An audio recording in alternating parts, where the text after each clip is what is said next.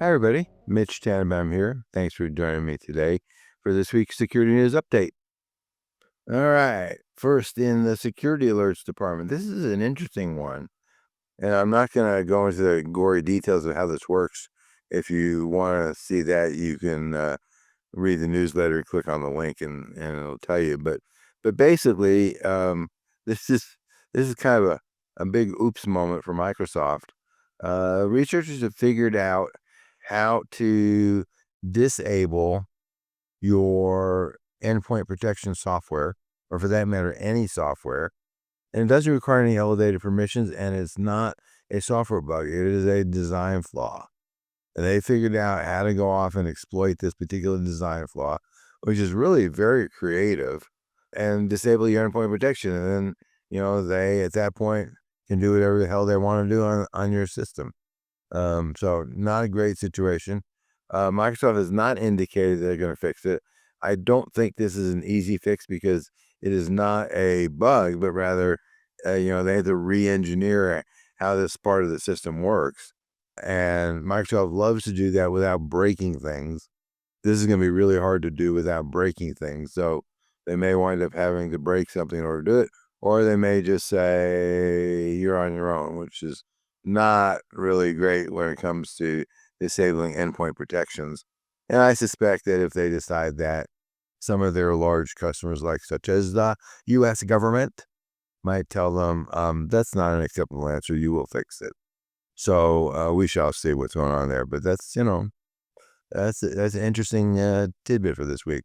And then another creative use of AI, and that's code obfuscation. So normally you try to make code as efficient as possible. What if you had 10 lines of malicious code and you surrounded that by 1,000 lines of code that didn't do anything at all? It was actually useless code. And AI can do that in a fraction of a second and make it blend in pretty well with other code.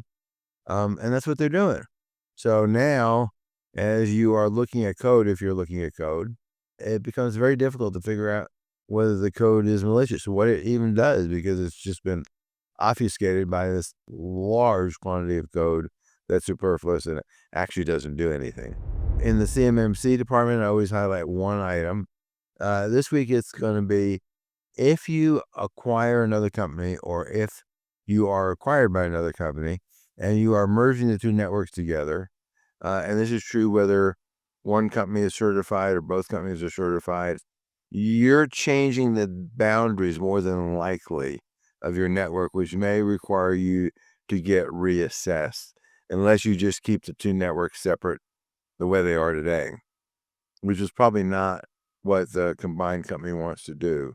So if you're thinking about a merger, and you're not sure how all this is going to go down, give us a holler.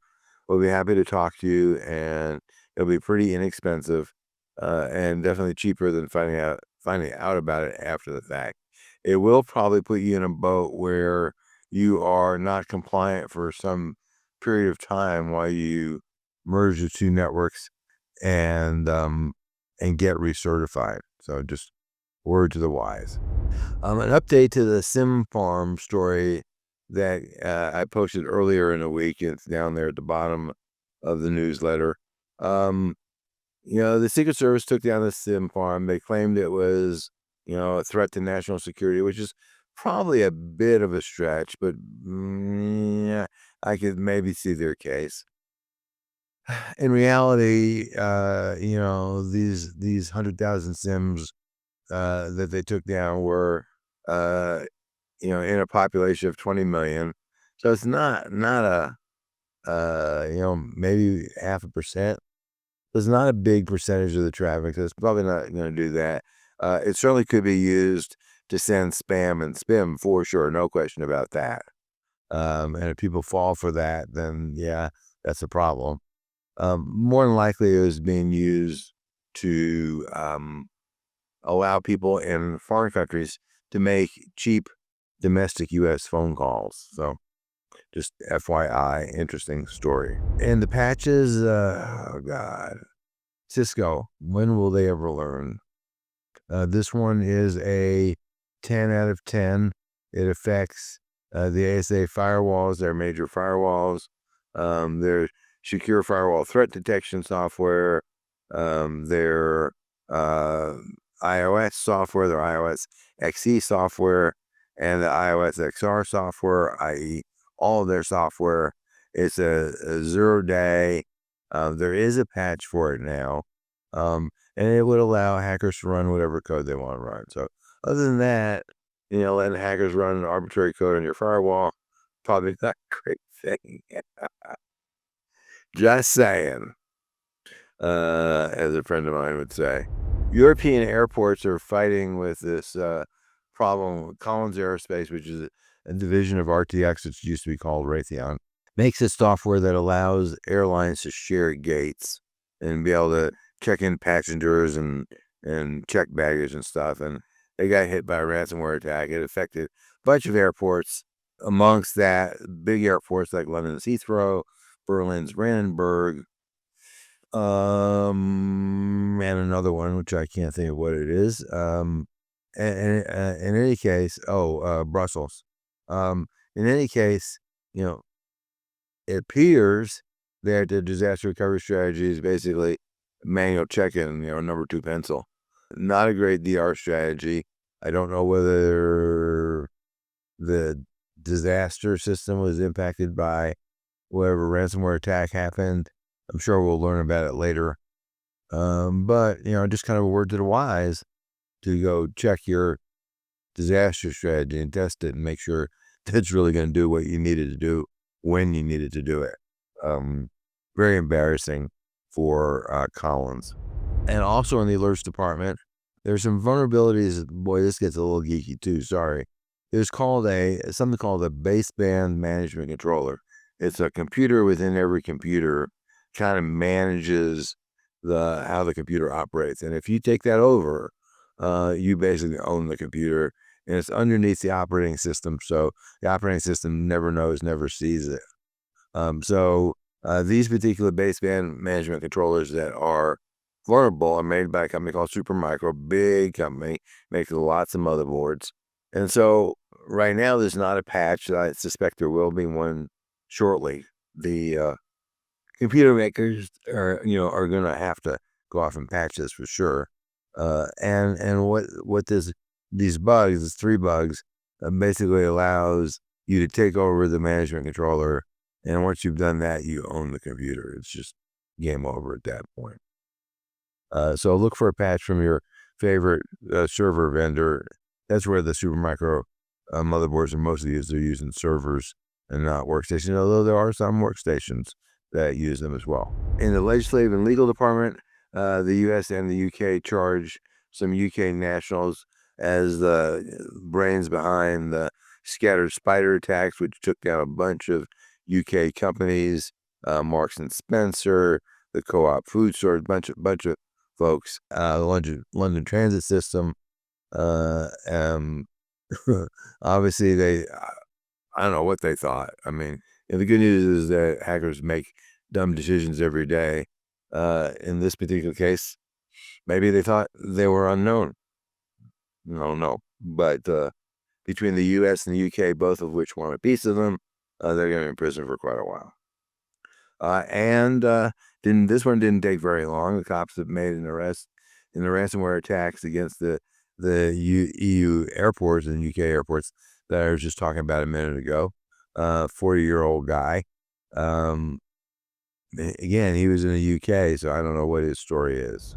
The False Claims Act, and I always say this and only half in jest, but the False Claims Act is maybe a way to balance the federal budget. This time they settled for $37 million, and this had nothing to do with cybersecurity. This had to do with a company, a manufacturer, claiming that a particular technique using their equipment, medical technique, was eligible for Medicare reimbursement, when in fact it very specifically was not eligible for Medicare reimbursement. So now I am sure that Medicare is asking the doctors for this $37 million back. The doctors are going to ask these manufacturers for the $37 million, plus the manufacturers are going to wind up settling with the HHS health and human services. This is going to be a very expensive deal for everybody involved, very painful, probably go on for years. So that's the False Claims Act. It's a very effective tool for recovering money from the people who the federal government thinks took it from them inappropriately. Speaking of scattered spiders, as I was a minute ago, the British retailer Co-op, the food store company, said, and this is just one of the many companies that Scattered Spiders gone after, they lost $275 million in revenue. It has nothing to do with what it cost them to recover from the attack, because it caused empty shelves in stores, and people went elsewhere to buy their stuff. So these cyber attacks can get very expensive. And as I said, and so this is kind of a repeat, so I'm not going to spend any time, but, Collins Aerospace ransomware attack affected these EU airports, and, they're still digging out of the hole. Next, oh boy. A former sheriff's deputy is now running, and I don't know, I think maybe they took the sites down, but he's running over 200 fake websites that are sort of representing themselves as local media companies. And what they're doing is, the Russian folks, is they're taking news stories and they're kind of, shall we say, tweaking them with AI to make them very Russia favorable. And maybe, probably not necessarily accurate. So, they're doing a combination of both. And then they're posting this news on these fake news sites and then promoting them on social media. So, the Russian troll farms, they're just alive and well and kicking butt. The Secret Service took down the Simfarm, bunch of Simfarms in New York. Interesting stuff. I mean, I think it's pretty interesting how that works. But apparently, the main use of these sim farms is to allow people in foreign countries to call, I guess, their relatives in America at a very discounted rate, because, these sims look like the calls look like they're coming from America to America, so they're not international calls. So they're pretty damn cheap. Are they a threat to national security? I guess in a stretch, but not really in the grand scheme of things. Here's a good one. If you have not yet got cyber insurance, here's an example what happens when you don't do that. Here's one company who, and the company is Land Rover, who was working on getting cyber insurance. They did not complete the transaction. They did not have cyber insurance in effect. They've now been down, the factory shut down for a month. No cars being manufactured, no people being employed. Dealers can't transfer title of cars. Maybe they figured out a way to do that manually now. I don't know. But for a while, they could not do that. They can't order parts because the part system is down. So it's a big mess. It's going to cost Land Rover hundreds of millions of dollars. Oh, all their suppliers, because there's no cars being built, they don't need any parts. So the suppliers are stuck in wind, and I suspect that some of them will go out of business. I don't know if this would be covered by business interruption insurance if you had that, but maybe. And they may even require a government bailout. So if you don't have cyber insurance, at least to some minimal degree, based on the size of your company, I would strongly recommend getting it. And if you need help figuring it out, reach out to us. We can happy to help you. President signed an executive order raising the fees on H-1B visas. There was a lot of uncertainty around it. I think that uncertainty is cleaned up. But now, to make a visa application for a new visa, $100,000, which, what companies were doing is they were just bringing in cheap foreign labor because they could get away with it. This will put an end to that for sure.